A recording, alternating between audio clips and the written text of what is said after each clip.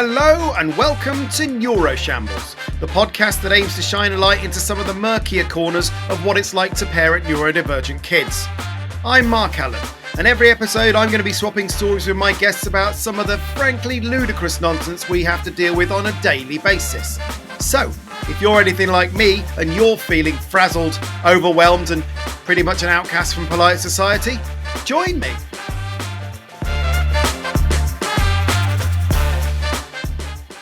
Hello and welcome to episode 30 of Neuroshambles. Good to have you back, Neuroshamblers, and thank you so much for the kind messages after the previous episode, and also those of you saying that you actually missed it while it was away for a month.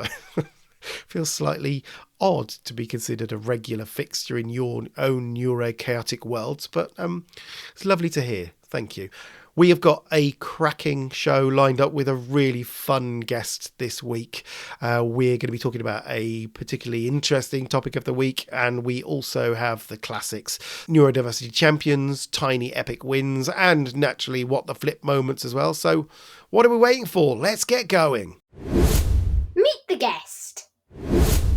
So our guest for this week is one that I got in touch with via quite a strange quirk of fate, right? I'm on a Facebook group called Lighter Side of PDA, which is brilliant. If you've got PDA kids, it's a good one to subscribe to. And my guest mentioned Neuroshambles and said that they'd love to be a guest one day. And I was scrolling through and I saw it. I was like, hang on a second. And it happened to be someone that my previous guest had actually mentioned as well in the neurodiversity champion section of the episode that we recorded. So I just appeared on the Facebook thread like some kind of curious demon that had been summoned simply by invoking my name.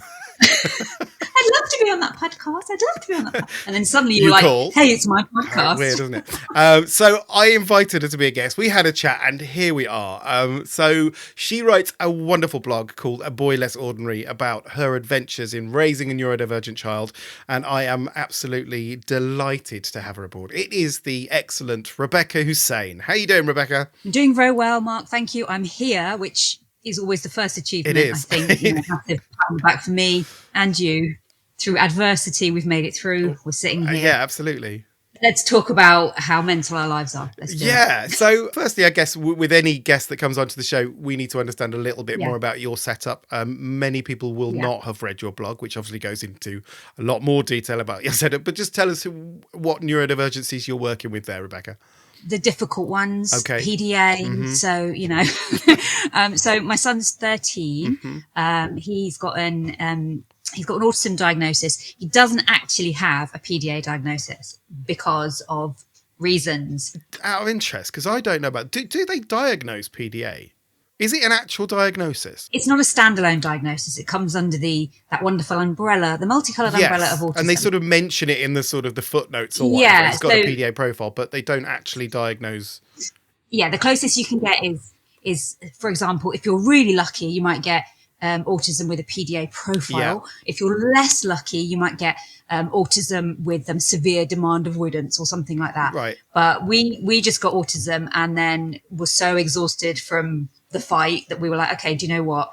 What's written on the piece of paper at the moment isn't that important. It's not a hill. Yeah. It wasn't a hill worth dying on in 2020, funnily enough. And he was in burnout at the time. So we just decided that the best thing to do was to treat him that way, parent him that way. And we've kind of never looked back really. Yeah. So he's 13. He has an EATAS package. So he doesn't go to school. Mm-hmm. He's not home educated. So we've got like a funded package of education.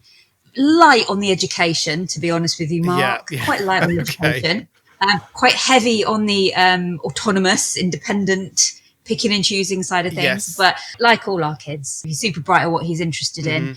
And he follows, that sort of self-directed learning path. And I used to have a proper job, but since lockdown, he you didn't go back to school. So I gave up. I was working in marketing at the time, but I've mainly worked in like education and marketing and stuff like that, and event organising. Event organising is a really handy skill, actually. Every fucking day is an event in our household. Yeah, and having to do risk assessments and stuff. Yeah. So I'm all over. Nice. And so yeah, I filled my time by kind of massively hyper focusing on learning about PDA, because nobody seemed to listen, talk, believe, understand it. So tried to make myself an expert, became a trainer for the PDA Society, and I'm a volunteer for SENDIAS, the special education. We're called Parent Champions, which is the most cringe, a wonderful bunch of people, but we've got the worst, most feels like you should be wearing capes. I know, but I hate that. Like, we're superheroes. It's horrible. Okay. So just talk to me a little bit about what SENDIAS do. Oh, so SENDIAS are take a deep breath, Special Educational Needs and Disabilities Information Advisory Service. Right. So there should be one for each local authority in the country. Some are better than others. They're all tied to the local council, which has its positives and negatives, but they're so they receive funding from the local council, and they're an independent organisation which help parents navigate the SEND system. And they're obviously, as you can fully imagine, completely crushed under the weight of people being desperate for them. Yes. So we were part of a pilot scheme to put like 20 parent champions like me. We did some basic training, but it's all we're kind of, if you've been through the system, that gives you some sort of skills, some sort of advocacy skills and some signposting skills. Yeah. So we're like a listening ear to parents. So we go into schools and we kind of try and signpost them the right way, that kind of thing. So yeah, it feels good. It's good stuff. And I write the blog, and that's pretty much what I do. Awesome. Excellent. And I watch a lot of true crime. I'm obsessed. And I read a lot of horror, because anything that's more scary than my everyday life. It's like, see, it does get worse. I'm desensitized now, so I can't watch anything happy. I have to watch like really hardcore stuff. Anyway, that's me. Well, thank you for introducing us to your setup.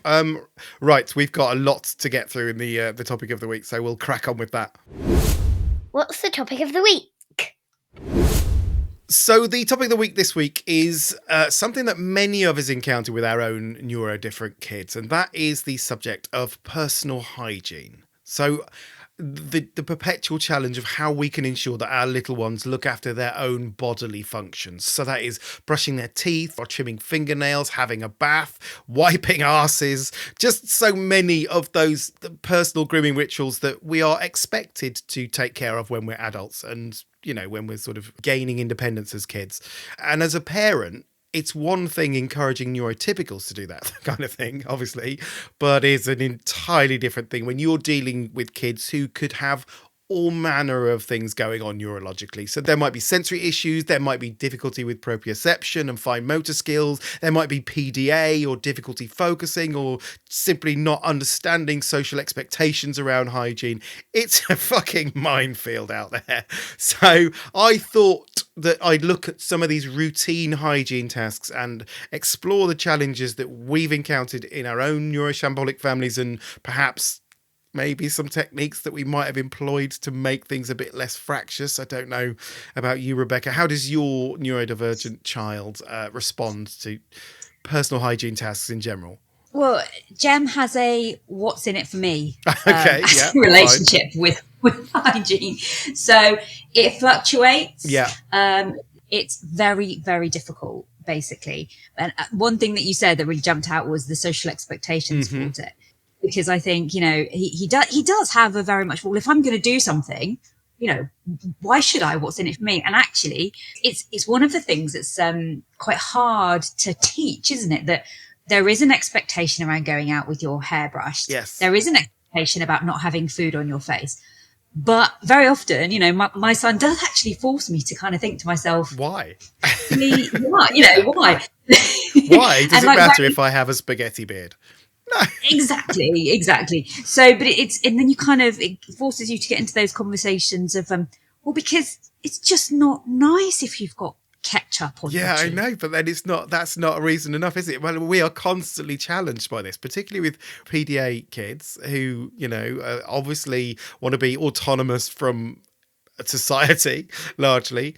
So yeah. they've got their own agenda, and if wiping their face after a mealtime is not on their agenda, then good luck trying to get them to see it from your perspective, I guess. Absolutely. And I just think it kind of, all of these sort of questions about hygiene and about why I should do this, obviously with things like teeth, we know that it's really important, you know, that kind of thing.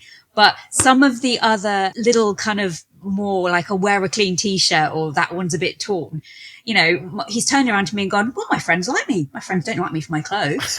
my friends like me for who I am. And I'm thinking to myself, yeah, actually, you're right. It's true. Yeah, they don't give a hoot, I'm guessing.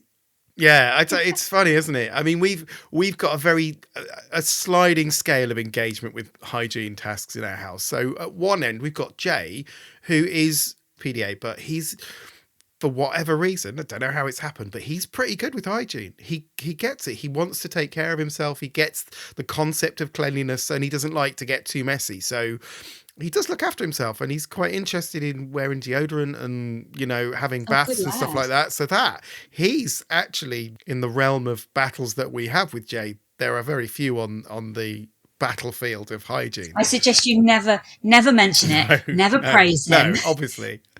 Never. So I don't really have to chase him up on stuff too much. India is definitely more challenging in that she generally gets the concept of cleanliness and understands that, and doesn't actually like to get too messy, but there are particular tasks that she hates to do and will put up a massive fight to avoid them, which generally leads me to chasing around the house, trying to get her to engage in it. And I have to be physically there. You know, I can't really ask her to do anything independently on that front if it's something she doesn't want to do. Otto is the complete opposite end of the spectrum from Jay, in that he has no concept of being messy or being dirty, and he doesn't care about it at all. So he is a living grot magnet, if you like, you know, those kind of kids that are sort of walking down the street and just wiping their hands on the walls. Just big, it's a sensory thing. And then like rubbing his face, he's got like brick dust on his face, and it, like, you know, he just always seems to have grime on him. So he needs a lot of assistance with that, because again, it's not a priority for him, is it, to wipe spaghetti off his face? Doesn't matter to him. Well, that's it, isn't it? It's just not a priority. And actually, I think this is when parents have to, or feel the need to start to get really, really, really creative and to offer lots of choices about things. And sometimes you can just go down a path that you never thought you'd go down to. Yes. When we come to talk about baths, okay, our setup at the moment is extremely unusual when it comes to baths. I love this kind of stuff. I'm quite looking forward to a couple of the other ones we're going to get onto. So in terms of a general relationship to hygiene, because obviously before we get onto specific hygiene tasks that they're expected to do every day, I wanted to look at just generally just dirt and germs and the concept of dirt and germs, and whether that's a thing that Jem is. That is a huge thing for Jem. He's very aware of if anyone's got a cold in the house, if daddy's ill, he would wear a face mask, he would keep away. Really? He's got a very kind of astute sense of not wanting to get ill. He's got that self-preservation thing. Yeah. But you see, that's what's in it for him. So he's very good at like washing his hands when he's used the toilet and when he's been in the bathroom. Not after a week. Right, yeah, okay. We can let some things slide. You know, I think that's just a man thing, but I think that I didn't want to generalize, but he loves cooking. He loves kind of frying steaks, and he loves making cakes and all kinds of stuff like that. Whereas he wouldn't. It's very strange, because before we start cooking, so we need to wash our hands, in that kind of patronizing mum way, and he'll be like, "Oh, my hands are clean." And I'm like, yeah, but you don't know what you've been touching or you've been doing. Yet, in the middle of cooking, he'll go, I got something on my hands. And then he'll have to kind of like 17 times rush to the sink. And I'm sort of like, what are you doing? Why? That's probably a sensory thing, right? So it's not a germ thing. It's like, because Jay's got this as well. Jay quite likes doing a bit of cooking with me. But when it gets to anything like, you can now got to get your hands in that cake mix or whatever, he's just like, nah. You do that. I had to buy those. He watches a lot of chefs on YouTube, and like really cool chefs that cook with massively expensive products. Thank you, YouTube. And he made me buy him some of these professional black chefs disposable gloves. And he's kind of walking around the kitchen, sort of looking like this, Like with his hands Salt and Bae. everything. But yeah, it's they're a bit of an enigma when it comes to what's going on, really. But I think one of the things that you said earlier that I try and sort of live by, when there's an issue with something, is very rarely one thing. If they don't want to wash their hands, or if they don't want to do a certain thing, it's usually more to it than just a simple kind of command avoidance. It could be, the kind of soap you're using. It could be it's cold in the bathroom, or there's no one in the bathroom, or the bathroom's a bit spooky, or it could... I think very often that goes on with India, actually. Is one of the reasons that she doesn't like cleaning her teeth, for example, is because that's upstairs and I'm downstairs and she wants to be around. Yeah. Exactly. I will talk about my strategy later on. I think it's true of all children, younger children, that they don't really have a concept of dirt. I don't know when that's expected to kick in. Like, I don't really get a sense, because I've only had neurodivergent kids, so I don't know when the neurotypical... Same here. I exactly. I don't know. And, everyone I'm surrounded with in my family, no one seems quite 100%. But you do... I do look at Otto's peers in particular, and they're definitely cleaner. They're definitely more well-presented and seem to now be at that age. So he's 9, he's going to be 10 sort of in a few months. And they're at that age where they're starting to think about taking care of their appearance. And Otto is not. Like, that's just not a thing on his mind at all. So he's got no concept of germs and doesn't really understand anything about staying clean. So one thing he does is he lets dogs lick him in the mouth. Right, which to me is appalling. And Jem does that I with our try dog. really hard to stop it Yeah. happening, but I can't be everywhere at all times, particularly with 3 kids, right? And he fucking loves it. And I have never met a dog who has turned down the opportunity to lick Otto in the mouth. No. They love it. Our dog, honestly, we've had her for 4 years, and Jem's 13 now. And the first time she did it, I stood there I love my dog. I love her so much. But if she goes for this area, of course. kind of doing that, but he just absolutely loved it and just kind of almost went, whoa. And I actually did say to him, I said, do you really want your first kiss to be with the family dog? Because literally, if you're talking tongues here, no, this is going to be something on your 18th birthday. I'm going to remind you when we're talking about your first kiss here. So Otto, it's definitely a sensory thing for him. Like 100%. He loves, because it does, having a dog lick you is kind of, if you have no concept of the fact that that's actually quite gross, right? And the fact that the dog has been just been licking their ass, right? I mean, if you put that to one side, it actually feels quite nice, right? But whereas Otto just really leans into it, and this is on Christmas Day, I was with my brother's house, and he's got a dog, and Otto is just in the dog basket with his mouth open. It's like... And I keep finding him thinking, look, just stop it. You've got to get germs. He doesn't care. So it's really hard to get around that, really. Jem really also likes it when our dog Peanut, when she licks his feet. Okay. I wouldn't. I mean, he wears Crocs 24/7. Okay. I mean, to be honest with you, I wouldn't. But she licks his feet, and my God, I think it's that kind of sensory thing. Yeah. But I'm saying, you're being dirty. And she's like, going for it. And he's like, oh, it's like, you're really both as bad as each other. Just get on with it. But we have joked, actually, when he's got food on his face, I'll say, oh my God, if you're not going to let me wipe your face, will you let Peanut? And I have actually in the past directed her to a sort of stain. That is a cracking idea. I love it. Well, you've just got to do what you've got to do. Oh, yeah, absolutely. I mean, there's a thing. And again, a lot of this is going to be about Otto, because he has a very unique relationship with hygiene, quite distant. And one of the things that he does to regulate, probably the best thing that he does to regulate, is just to go in the garden and kick a football about in our back garden. And he gets so dirty, like it's staggering. It's like he's been on an army assault course or something. He's got mud everywhere, and he's only been out for like a few minutes. Like that, aren't there? There are some kids that are absolute magnets for it. I mean, I remember when Jem was in school, they used to go on this little, he was at Steiner School at one point, and they used to go on country walks every Wednesday afternoon. They'd kind of leave back in school and go into the woods. And, all the other kids, they had to have wellies, they had to have everything on. Of course, he was just in T-shirt, shorts, oh, yes, and obviously. That's how, That's how he rolls. The uniform. And within 5 minutes, there were sort of leaves stuck to him, mud up here, bits of twigs. And, they've all been on the same route for exactly the same length of time. But it's just like, it's this embracing kind of everything. It makes you wonder how much sort of subliminally we avoid things that will make us dirty. Because obviously whatever that switch is, Otto has it permanently off. But I'm quite interested in how, sometimes maybe our behavior or the way we move or the way we kind of interact with the world is tempered by this, this background thought of like, oh, I'm going to get dirty. I'm going to get germs if that happens. So he moves in a different way. Like you watch him kick a football about. It's with everything. He's not just with his feet. He's flying around. He's throwing himself on the floor. And if he needs to regulate, obviously, if kids want to do anything to regulate, you encourage it. But let's say that we're about to go to school, like 10 minutes to go to school. Can I play in the garden?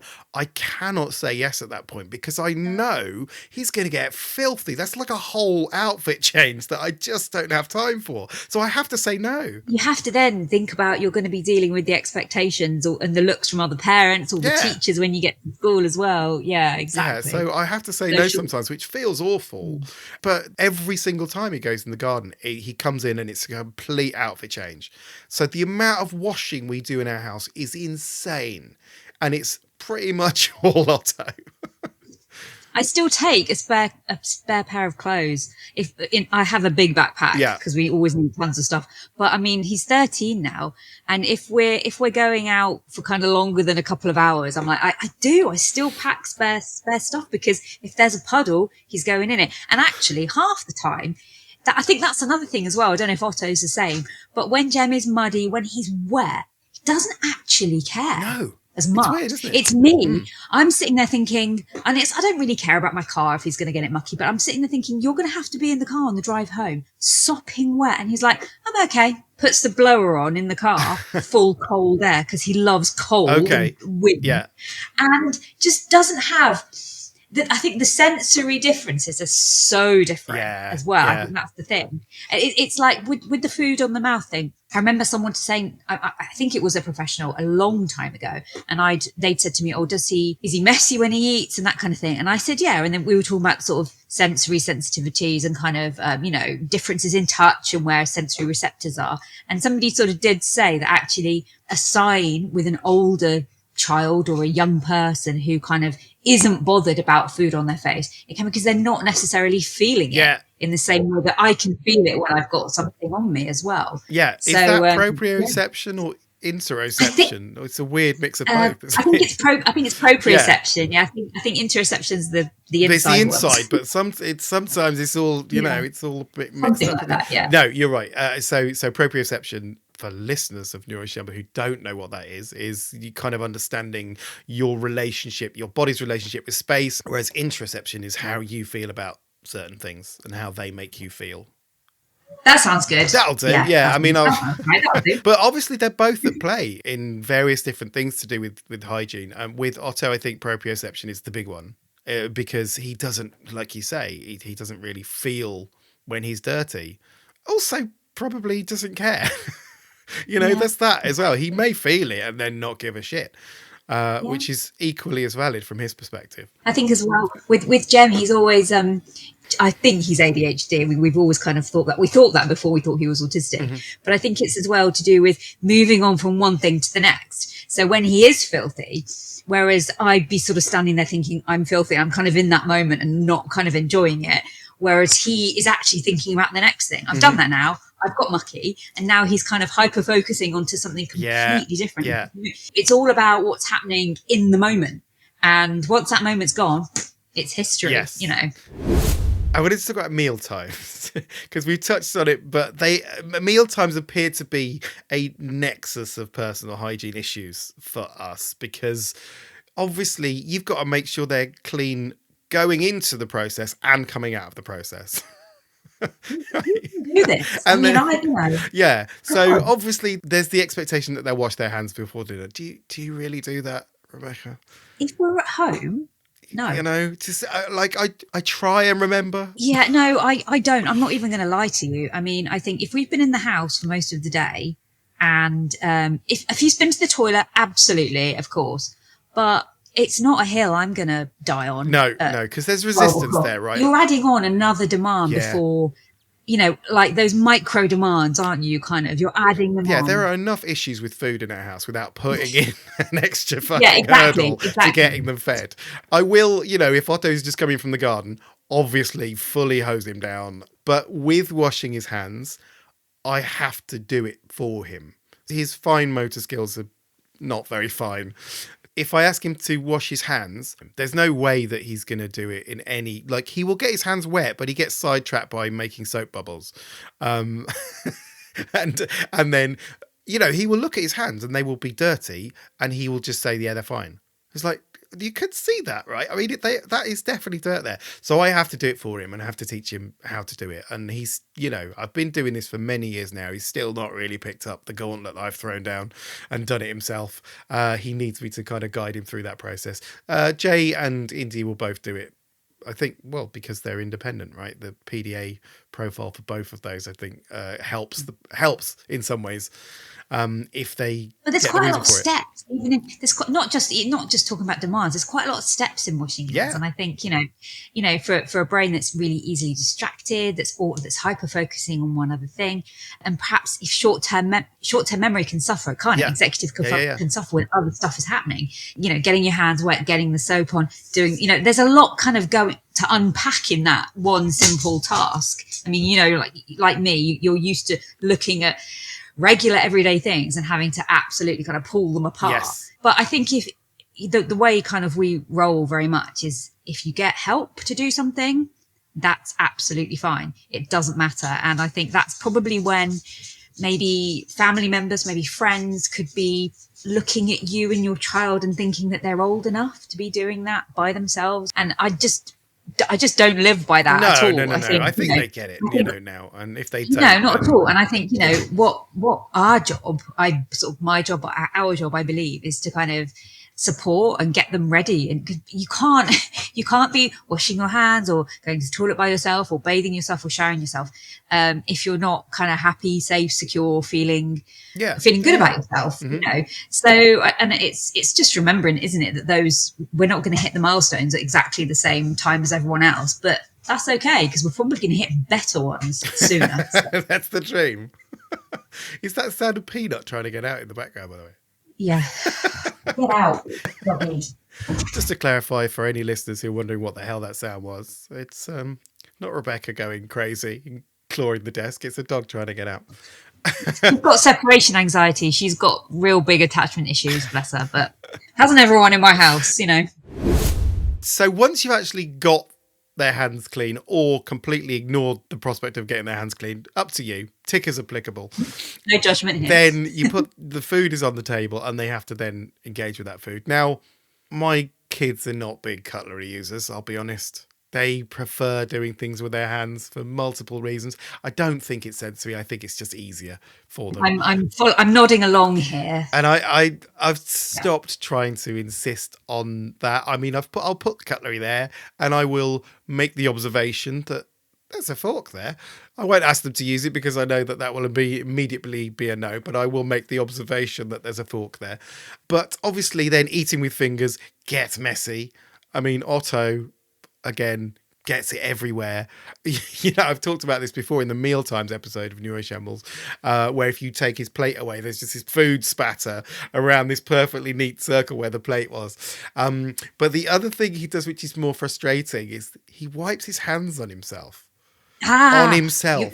He uses himself as all the time, or every single time. I could have a stack of tissues or napkins, and Jem will straight away. It's the hands down onto the thighs. Yeah, from here through the thighs. See, I think thighs would possibly be better, but Otto does it across his chest. Sometimes we go over the belly and down to the thighs, but honestly, it's there, as you say, we've accommodated for this. We put wipes on the table. We still use baby wipes. Like my kids are 11, 9 and 7. I don't know. I don't know, Rebecca. I don't know what the normals do. My son's 13. I still have them in most rooms Yeah. because if you've got one chance to wipe a child, I'm not going to use a dry thing. What? Yeah. Your chances of getting anything off with that Yeah. are slim to Well, none. so you If you're picked it up, going you in- go and get it wet at the teeth, and they're gone. No, you get no, it no, wet no. at the If you're tap. getting in, Yeah. you might have 3 seconds to do it. It needs to be effective. It's And like, I'm sorry about the it's like a environment. pit stop, isn't it?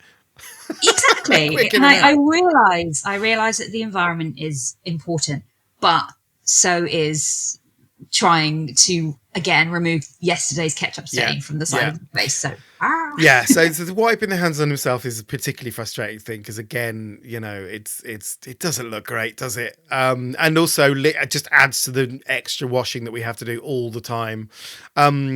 There's the crumbs that they just sort of leave everywhere because my children don't sit down for meal times. They parade through the house eating. And so there's just crumbs everywhere. And again, you know, they drop something on the floor.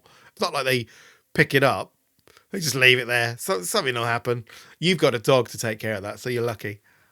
yeah, but she's a fussy bloody no. dog. This What's is the the point in problem. having a fussy dog?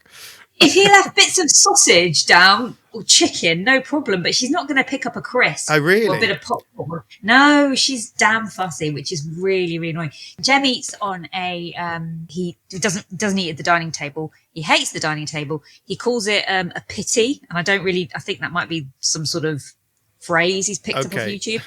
But I think he thinks that our dining table is for poor people or something like that.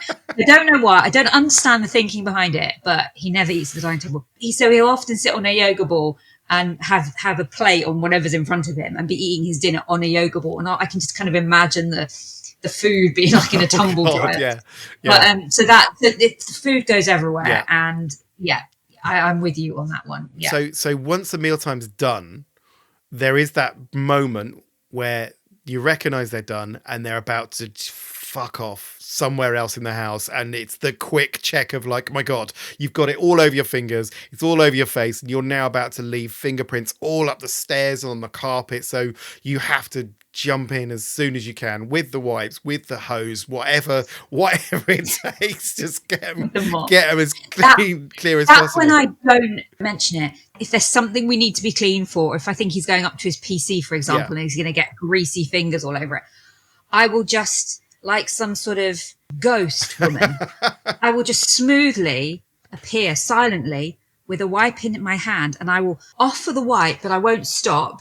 And I will keep moving, and I'll try and get the wipe in before he's had chance to consider the fact. Do you do the wiping, or you just sort of offer it to him? Oh, no, not anymore. Oh, my Okay. God. When he was about 11, I think I wiped his face once, Yeah. and he absolutely lost it. Really? I'm 11, you're treating me like a child. And it was sort of, he turned into some sort of absolutely hideous monster. And I think it was because I did the mum. Oh, lick. you licked it. Oh, that is appalling. I did the Rebecca. little What dab. are you thinking? Well, I mean, I really ought to be locked up, to be honest with you. So I have to be really careful. But if I find my other half and I would say, don't make eye contact, just look away. Or hand maybe the wipe, like a Victorian lady, just drop it behind you. Just courteously drop the wipe behind you and then see if he scurries to pick it up. I don't think he's ever picked anything up off the floor, ever, in his entire life. So. I mean, with Otto, I cannot just give him a wipe. I have to do it. You know, it's like hands-on. I'm going to have to just hose him down. And it's quite a rigorous challenge, but procedure. Yeah, it is. It's good, but he doesn't object to it. Like, he is very much like, yeah, fine, if you want it done, do it. So yeah, there's a lot you can do when they're watching a screen as well. I mean, I'm going to be honest with you, there's a lot you can do if they're distracted enough. I mean, not so much now he's a bit older. When he was younger, my God, the things I could do. If he was in front of a screen, I could kind of get in there. I could be wiping, I could be tidying, I could be brushing hair. I mean, I could have given him a tattoo and he probably wouldn't even have noticed, you know. So, yeah, it is. No, it is definitely a useful tactic that I've used.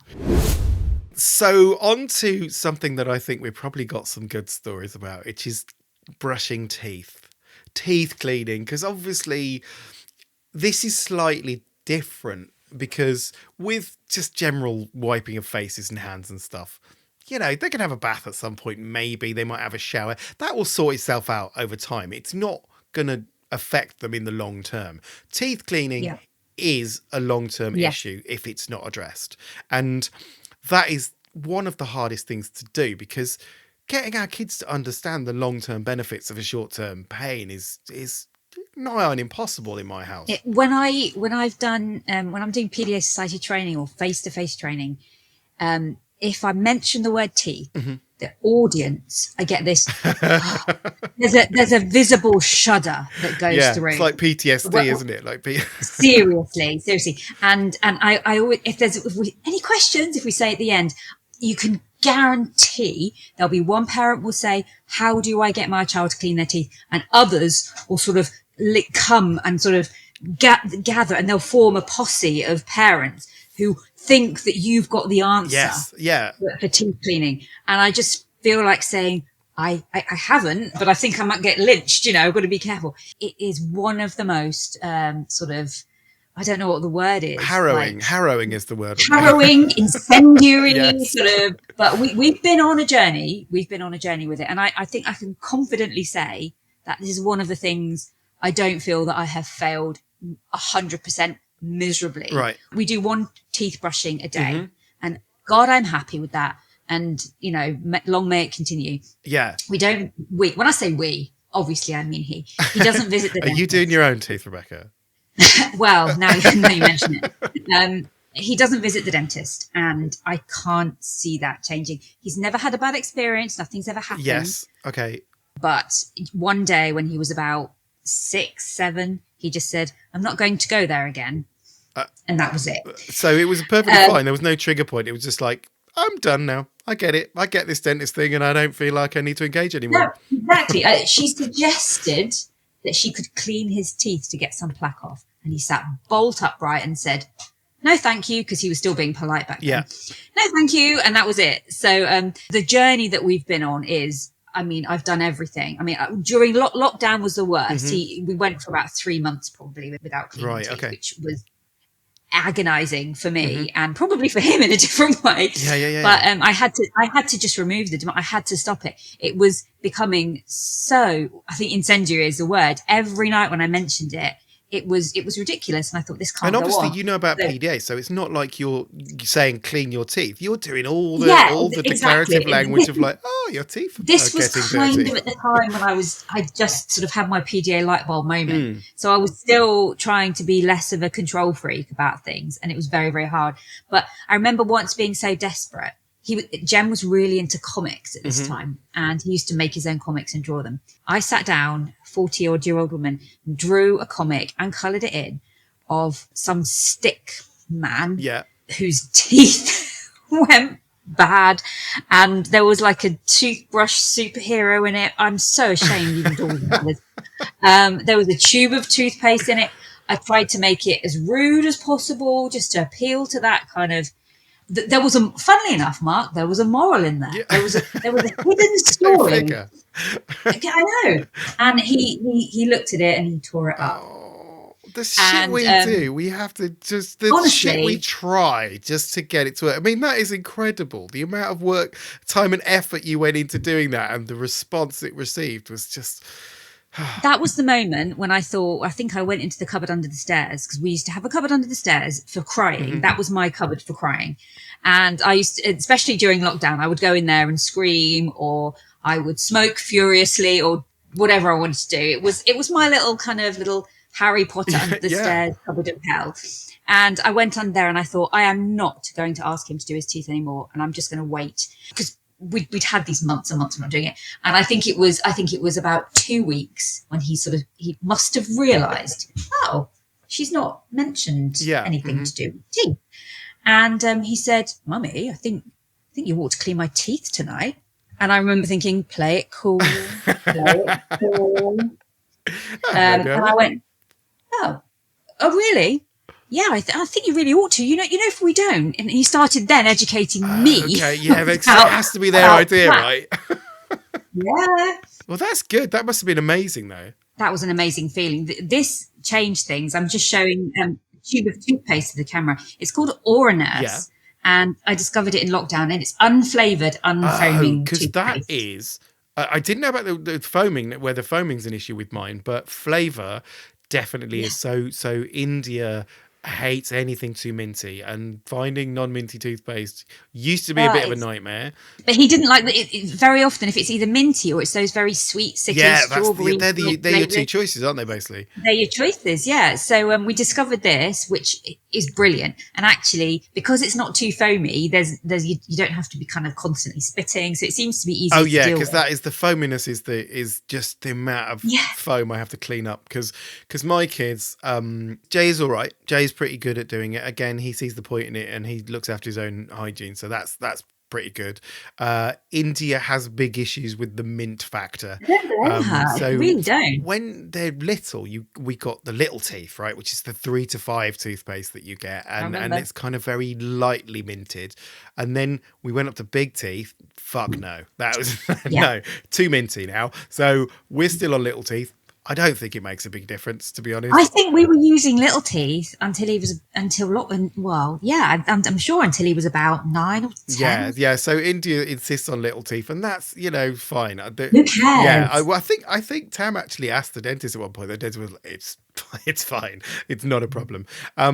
So India uses that. Now, what I do get with my kids, all of them, is that they will never ever brush their teeth near the sink.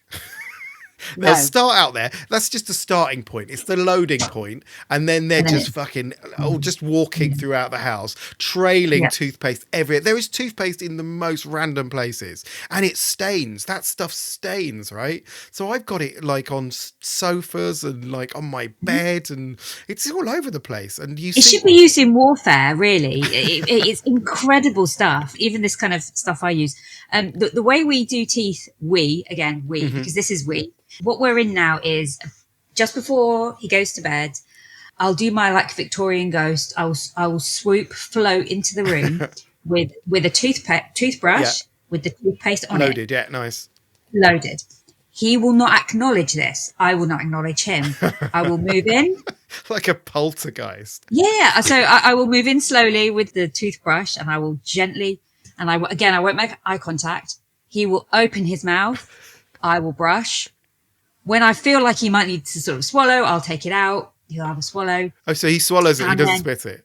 Yeah, he doesn't. Well, let's not talk about the health implications of that. I choose not to think about that. I think the spitting of the toothpaste is actually part of the engagement with my kids, weirdly. I think they like that. I get to spit. So Otto is just fucking everywhere with it. So, I mean...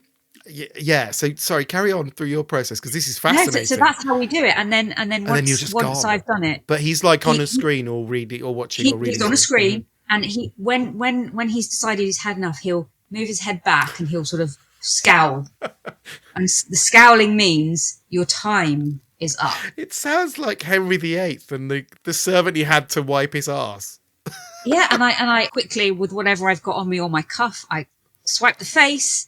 And I float back away. We don't talk about teeth brushing. If we talk about it, it exists and it's the thing. Well done. Because you've got to find your own way, right? Because the morning routine. So my kids, I have to be on them. And I have to tackle it in the best way I can. So what we used to do is we'd have breakfast. I would then clean up the massive detritus from breakfast, as we've discussed, right? There's always mess from breakfast. So I'm like, right, go upstairs, clean your teeth, get ready, right? So they will go upstairs. They won't clean their teeth. They'll just fuck about. So, and India has issues going up there without me anyway. And so I would then tidy up, and then it would be too late to clean the teeth. So then it would be really frantic, and then like be late for school, and it became a nightmare. So what I did was I moved their toothbrushes downstairs into the kitchen. Brilliant. It's like, I'm here now. I can watch you doing it while I'm tidying up. So, which like, it's probably quite unusual for kids to be cleaning their teeth in the kitchen. And there's like, there's trails of toothpaste everywhere downstairs, but at least I can keep my eye on them. When Jem was going to school, we had exactly the same kind of, he just wasn't independent enough or wasn't able to kind of follow through to do it. So I used to have it by the front door, and it used to be like school bag on.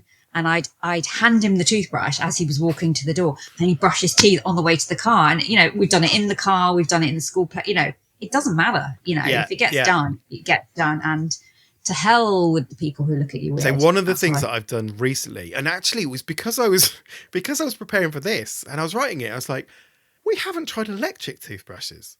So for Christmas, I got them each an electric toothbrush, and they're really on board with that because it's really, that's brilliant. It's really sensory for Otto in particular, who is, he's very, very sensory seeking. He loves it because it makes his lips tingle, and he needs constant reminding about to remember to do both sides, and he's constantly walking around and dripping it everywhere and getting distracted. But the actual brushing itself isn't too much of a problem. I do have to do it for him largely, and he wants me to. But that's okay. I think the issue with him is the physical process of doing it is hard. So he avoids it for that reason. And that works all right.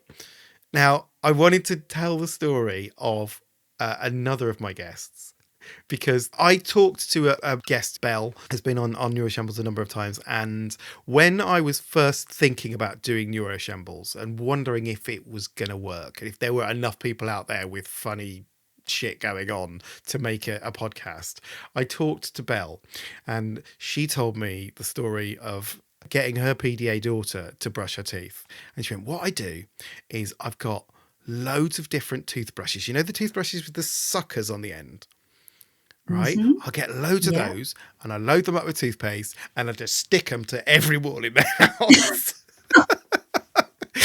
And then at some point she's going to see it and go, I'll just clean my teeth. And I think that's amazing. It's incredible. That's I was just great. like, it's just fucking insane what we have to do as parents of neurodivergent kids. And it was one of those things I just couldn't stop laughing about it and thinking about it for days. I was like, there's definitely mileage in telling these kind of stories to different people. You need to kind of give a disclaimer for when if a stranger came into your house while you had like a plethora of toothbrushes. Imagine that. Just like getting toothpaste on their coat of like, oh yeah, you might want to watch for the toothpaste booby traps. Some kind of weird Indiana Jones house. Oh, it's brilliant. I love it. So one of the other challenges that we get is bath times, because obviously it's never easy. Nothing's ever easy with our lot, is it? No. Luckily, my kids enjoy baths because they love water. It has to be baths, not showers. They like to luxuriate. Never had showers here. It just shower for some reason. It's just abhorrent to him about having a shower. You can have a shower if you go to the swimming pool. Right. That's fine. Yes. But if you're at home, it's bath. So do you have any particular bath time foibles that you have to observe? Well, yeah. At the moment, so I ran a bath earlier on today, just in the vain hope that something might happen. But as he said, I don't have baths in here anymore because the last few times he's washed, I've ran the paddling pool in the garden, and I know it's winter, but we actually had I had a hot tap put outside, so that we could kind of run it warm. That's genius, actually. What a great idea. Thank you. My husband was like, 140 quid. Why do you need to spend that? And I was like, don't you see? Don't you see what we can do with it? Most normals wouldn't have to think about this, but they wouldn't. And their brains don't get exercise in a way. Because over the summer he spent so much time in the paddling pool that, and I was so cold, so freaking cold all the time. And I am. It's just I'm a cold person, and I thought there's got to be a way around this. So put the hot tap outdoors, and so it was over the summer, and I thought, do you know what, he could really do with a wash rather than just a play. Got a couple of cheap bottles of shower gel, chucked him in, and thought if he just completely destroys them, pours them all out, fine. It was the cleanest he'd ever been. He voluntarily rubbed it in his head. Again, it was the sensory thing, in his face, in water. We put the garden sprinkler on over the paddling pool as well. That sounds amazing. He had a face mask. He was doing the diving. It was excellent. It was great fun. And he wanted to continue that into the autumn and into the winter. Every single bath time? Yes. So as you can imagine, we're not doing this every week. At the moment, it's kind of every fortnight, I think. But probably if I'm telling the truth, it might be every 3 weeks. But yeah, so he said to me today, if you want me to wash, you know what to do. Like some sort of mafia boss who it really isn't completely in control. So I've got to scrub out the paddling pool. We'll fill it up. I'll get my I've got a wetsuit, which I'm not a water sports person. I don't know if you could tell, but I got it from a charity shop. It's excellent. It's fine. It was about 50p. I put my wetsuit on. We'll get in that pool, and this is what we'll have to do. I will have to chase him round and pretend to be a shark for approximately 20 minutes. Once that ritual is done, I will then have to fake drown him. He loves being fake. Again, he loves being crushed. He loves the water. Don't tell me your kids that you've never tried to fake drown your kids, please. No, I have. I took them swimming the other day, and they hold on to the bar, and I have to yank them off and like take them into the cave. Yeah, I do. The sort of things where other people saw it or just heard it, essentially assaulting my children in public. Exactly. Yeah. So I do a couple of fake drowns casually, and then we will then negotiate. It will either be hair or it will be underarms and bits. Okay. But both will not happen in one paddling pool. Right, okay. I have to choose. It's my choice. So I've got to kind of keep score in my head of what's the worst. Is it the hair? Is it the armpits? Yeah, oh man. But yeah, that's what I'm doing tomorrow. And I think that the lowest temperature we've done it in so far is about 6 degrees. Wow. And it was, it's okay if you're kind of under the water, but I genuinely think our neighbours must think. I don't know what they think. You don't need to know. You don't need to know. I don't need to know. Don't get onto the street WhatsApp group. Don't. You don't need to know. They're at it again. She's drowning him again. Drowning him in the garden again. But you know what? It really does. It works, and it is fun. It's massively exhausting, and I've got to kind of. I've got to have a couple of coffees before I go in, not just to warm up, but just have the energy to deal with him. He's a big lad as well. He's as tall as me. And but it's just we get it done, and actually, you know, it's one of those things. It's a little win. But don't isn't it? underestimate like because in gamifying things, you know, everyday tasks, which definitely a lot of our kids need. It is such a wonderful connection with them. It's like it is ridiculous, and once you've sort of let go of that and just lean into it, like I used to do a thing for my kids after bath time called special dry. Which then became this thing. So I think they only really started having baths because they're like, I'll have a bath, but you're going to do special dry. It's like, okay, so special. Well, you need to say what was special dry. So special dry is, you know, you get those towels with the hoods on. Yeah, they're quite long towels with the hoods on, and you wrap them round. Well, I used to do this thing where I'd put the hood on them, and then I would get both sides of the towel, and I would rigorously just like shuffle them around inside it, right? And I'd roll them from side to side, and I would pick them up and I'd twirl them around and throw them on the bed, and they were just like completely like a sensory overload for them, and they're absolutely loving it. And then the last thing I do is I grab the towel from beneath their legs and I'd flip them so they do a somersault and try and land the somersault, right? That is incredible. And I do this every single bath time, three of them, until they just got really quite big, too big to do it with. So Otto still asks for special dry evidence, like, dude, you're too big now. But it was, again, it's that connection and that fun and the game playing that you can get them to do what you need them to do, and that's what's in it for them, if you see what I mean. It's like, what's the trade-off? There's this. Now, can you just wash your mitts? Even though, you know, I might kind of, you know, moan or I might talk about it on a podcast, actually the fact that my son wants me to have a paddling pool with him, and he's 13 years old, you know, and we have so much fun, and we mess around, and we will bring the little phone stand down. We might watch some YouTube videos when we're in there as well. He'll say, what content creator do you want to watch? You know, and he knows what people I like, and we'll watch a video, and it's really special. It's really nice. And there will be a time. I feel really happy. There will be a time where they'll, you know, he won't want to, you know, he's like, oh, should I do the sharks? Like, no. Yeah, exactly. Come on, I'm 45. Oh, go on. Old time's sake. I'll do that one day to my kids. I'm like, do you fancy special dry? Otto will always say yes. He'll never be too old for special dry. Okay, another of the personal hygiene nightmares that we have, which you alluded to a little bit earlier, is cutting fingernails. The cutting of... Never had to do it. Oh, my word. How? Why does he just bite them? Yeah. Ever since he was really very young. I'm really sorry about this, Mark. No.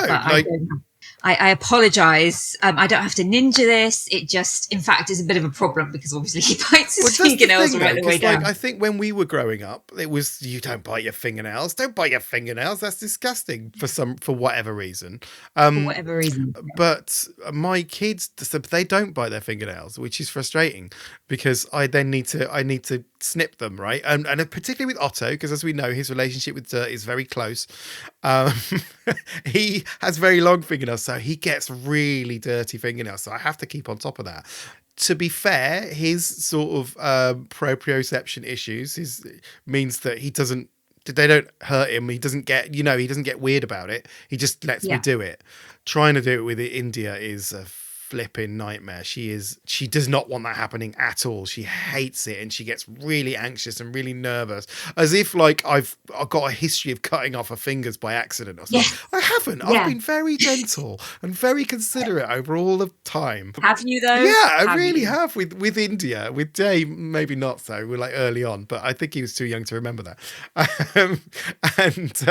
But like you were sort of suggesting earlier, screen time is absolutely crucial for this sort of thing, right? Put something on and they'll hyper focus on that, and then you can sort of do it and just get it done quick, in and out. But yeah, it's a bit frustrating. I think Jay wants to do it himself, but he also has that problem of cutting it too short. Ooh, it's making you wince. Yeah, I know. And then it hurts for ages, but he won't admit that it hurts because he did it, so it's like, do you want to put a plaster on that? No, it's fine. It's like, I mean, it's bleeding quite a lot. No. So yeah, you sort of let him get away with that. No, I dodged a bullet with that one. So it was, thank you, universe. I might actually just start encouraging my kids to bite their own fingernails. Can you just do it yourself? Actually, I think if I gave India some nail scissors, she'd probably do it herself now. Wow. I don't know. She'll have a go. I don't know. What can go wrong? Think about it that way. So another thing to do with personal hygiene that I'm going to touch on very lightly because, it's a sensitive one for a lot of our neurodivergent little ones. That is bum wiping. That took longer than I was expecting. Sort of the potty training thing was, its own separate set of issues. But have you done a podcast on that? Because I haven't yet. No, I've not been ready to do that. But that was a challenge, sort of doing the potty training, and some took to it quicker than others, and some still sort of stray into old habits, let's say. Don't we all, though? Oh, yes, absolutely.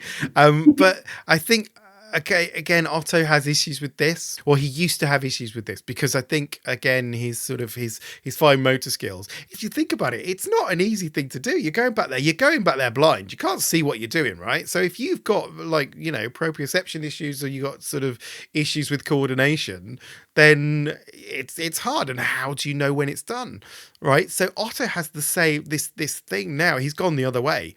Like, the amount of toilet paper that he uses up at the moment. He blocks the toilet so often in our household. Andric's puppy child. Yeah, exactly. There was a moment when I was, which I think I've mentioned in the podcast once before, but I was on a Zoom call with work and the toilet is next to my office here, and he burst through the door naked. He didn't know I was on a Zoom call, just to be clear, right? He burst in naked and he turned around and he bent over and he held his bum cheeks apart. And he went, "Is it clean, Daddy?" And I can see why he did it. But I could not get to the camera off button quickly enough. I mean, I would have frozen, absolutely frozen. Oh my! How did you not end up being a meme somewhere? It's true. I probably am somewhere. It was. I don't think that one was being recorded. I'm pretty sure it was an internal call, and my work know a large amount of what I'm dealing with, so it was quite amusing for them. But it was mortifying, obviously, from my perspective. Fortunately, to his credit, it was spotless. It's not all rubbish. Okay, so let's look at the positives now. Now, normally I do like to look at some of the positives of anything that we talk about in Neuroshambles, but there aren't many. It's a tough one, There actually. aren't many with this personal one. hygiene. Like It's I quite can't. hard. Yeah, I can't think of any really. It's a challenge, and I think whereas with some aspects of their life, I can remove that expectation from them, because what we've Yes. not really kind of focused that much on is the social expectation of cleanliness and body odor and that side of things, and how you explain that to them, that people might not want to be your friend if you smell, or they might be mean to And, you. and that's a really hard conversation to have, Of course because it is, I think we spend their whole lives kind of trying to let them see the best in society, and we also really want them to be the kind of friend that would never turn around and say, I don't want to be your friend because you stink. We'd Yes. never want them to do that. We'd want them to look below the surface and all of that. But actually, when it comes to personal hygiene, we're kind of flipping that on its head and saying, but actually, if you look gross and dirty and stinky, no one's going to want to be your friend. And it's a really, really tough lesson to learn. And I'm kind of right in the midst of that. But I am constantly reminded by my son that beauty is skin deep, and that there is, that his friends who are his friends and who love him for who he is. And he said that. I mean, that's pretty much verbatim. Which is what do wonderful, you and say, it's a wonderful. what do you say back to that, Yeah. though?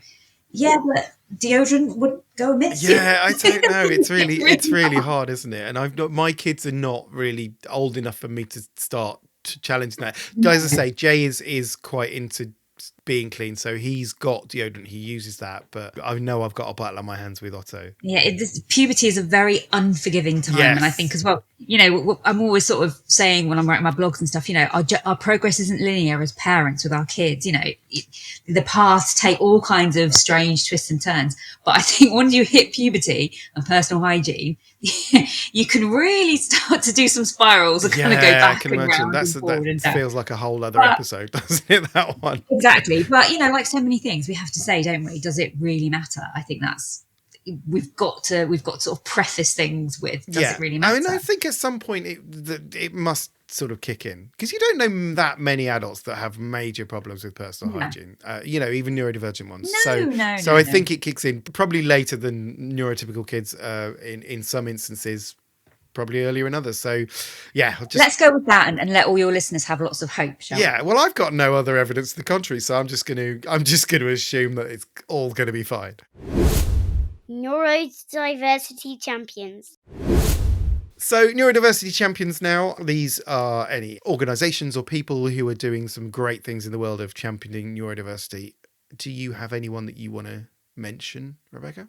I really like a blog called The Prism Cat, Reflections on Neurodiversity. Okay. And it's fantastic. It's Kira Chambers, who is an autistic, ADHD, PDA parent. So she's a mother, and her insights and her reflections upon her life and kind of being neurodivergent herself, and her kids. She's fabulous. So she home-eds one kid. She's got one kid in school. So she's always got some really, really kind of interesting, amazing, authentic insights. I absolutely love her. Okay, I'll definitely check her out. Talking of blogs, obviously your blog is wonderful. And how long has it been going now?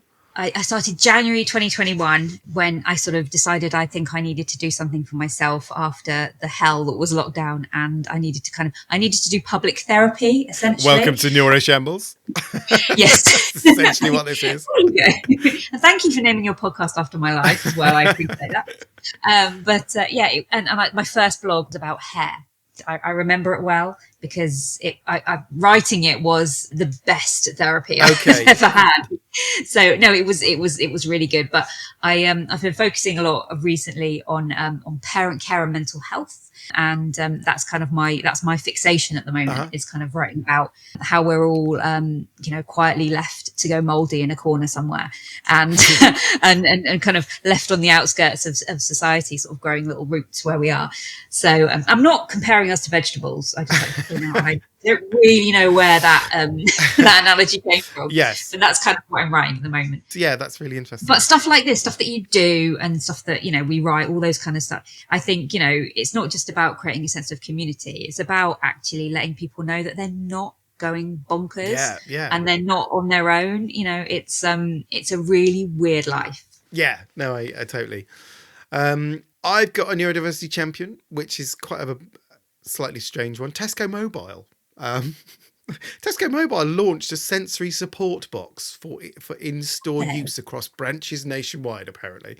So basically, if you're shopping for a new phone, you're discussing phone contracts, and you have neurodivergent kids with you, then you just give them the sensory box. Now, I'll be honest, if you're going to discuss a mobile phone contract with your neurodivergent kids, you need fucking help, man. And it's not going to fit in a box, the amount of help you need. But, that said, at least Tesco Mobile are doing something as a sort of nod to neurodiversity and trying to help people, handle sensory issues. And all you need to do is go into your Tesco Mobile, ask for what you need, and there's ear defenders and sunglasses and a lanyard and fidget toys and flashcards and stuff in there. So, brilliant. Every little helps, right? Oh, I only just thought of that. I didn't rewrite that. I didn't write that. Did you not? Really? I love it. I love it. So well done, Tesco Mobile. Actually, I should champion my local free play retro video game arcade. Okay. Because me and Jem go there quite a lot, and they're a small independent business. They've got some amazing machines, and it's cheap as chips to go. And we booked to go on Friday evening. They found my phone number and texted and called me to say that they'd had 2 large party bookings in, and they knew that Jem wears ear defenders, and they've seen him, and he always has a chat with the staff. They're lush there, so nice. And they actually phoned to tell us that it was going to be super busy and to offer us a chance to go a different time. Oh, amazing. Or to change our booking, literally just to go whenever we wanted. And they've been incredible. But I just thought, my God. That's so thoughtful, isn't it? And makes a massive difference, because they're right. That would have been an absolute shit show, wouldn't it? Exactly. But knowing in advance that it was going to be, we could just go a little bit later just to kind of arrive at the tail end of all that. So massive shout out to Insanity Arcade in Poole, Dorset. You are incredible. Lovely humans. Tiny epic wins. Tiny epic wins now. These are the moments where parents of neurotypical kids, it's not a big deal. But for us, parents of the neurodifferent kind, they are major wins. So do you have any tiny epic wins for us, Rebecca? I do. I have one this week, actually, which is after 2.5 years wearing the same pair of blue Crocs. They don't fit anymore. Yeah. They're worn down. They are a death trap. He's been sliding around on wet surfaces. I shudder every time he wears them. He doesn't wear anything else. He has agreed that for my birthday present, he will allow me to take him to Skechers. Skechers are amazing. I know. And buy him a pair of trainers. So the agreement is it's his birthday present to me on my birthday. That's how I get to spend my Saturday morning of my birthday. And I have to let him choose any trainers in the shop, no matter how expensive. Wow. And so, but actually, do you know what? I'll take it. That is a major win. Like, that's huge. I mean, Skechers, as you probably know, which is why you're going there, Skechers are weirdly amazing for neurodivergent kids. Like all of my kids. I wear them myself, but I'm blown away because the shoe situation is worrying. It's a shit shoe. It's a shit shoe. Yeah, it really is. So that's very similar to the experiences that I have. Like India wore Crocs until they literally disintegrated, and it was a disgrace. And then I had the whole rigmarole of trying to get her into new Crocs. Jay as well. They never the same. They don't feel the same. No, of course they don't, because they're new and they're not falling off your feet. There's less wind going through your toes. I love the fact that he's framed it as it's your birthday present as well. You get to spend money on Lucky me. But yeah, take it. That's awesome. I got a tiny epic win this week in that Jay likes my gravy. Wow. He's always hated gravy, and when I make a roast, he's always said, "No, disgusting." But for whatever reason, the other day he tried a bit. It was like, "Oh, it's actually all right." I was like, "Wow, steady on, Gordon Ramsay." High praise indeed. It's like getting a handshake from Paul Hollywood, isn't it? What the flip? Okay, so what the flip moments now? These are the moments that, as parents of neurodivergent children, our kids will make us just do something or say something that completely baffles us and makes us go, What? I'm sure, given everything you've told me about Gem, that there are some doozies in there. What have you got for us? I made a note this week because I knew I was coming on your podcast. I did make a note of a couple of interesting things he said, because he never, as a child, he never really talked very much about his feelings or kind of what was going on. But recently, there's been a bit of an outpouring of explaining how he's feeling. Okay. And it's really interesting to find out. So this week we had, he was sitting in the back of the car and suddenly out of nowhere said, "Mummy, are you okay with doing everything for me like you do?" Whoa. And I was sort of like, absolutely kind of struck dumb. And I sort of said, well, yeah, because I think, well, sometimes I am. And I was falling over my words. And I was trying to sort of say to him, because I want you to feel safe and secure and scaffolded and helped for the future and confident. But also I get really, really tired and I get really, really pissed off at bringing you snacks. and he just sort of looked at me and he went, "Yeah, I just wanted to see how we were with that." And it was never mentioned again. And I sort of thought, that's really interesting. And another one was today I was we were trying to work out what to do because where we went wasn't quite right. Went to a country park, but it was all wrong. And you know how country parks are, very often they're all wrong. And I was trying to kind of work out what to do, and he just sort of cut me dead and sort of said, "The more you try to motivate me, the worse I feel."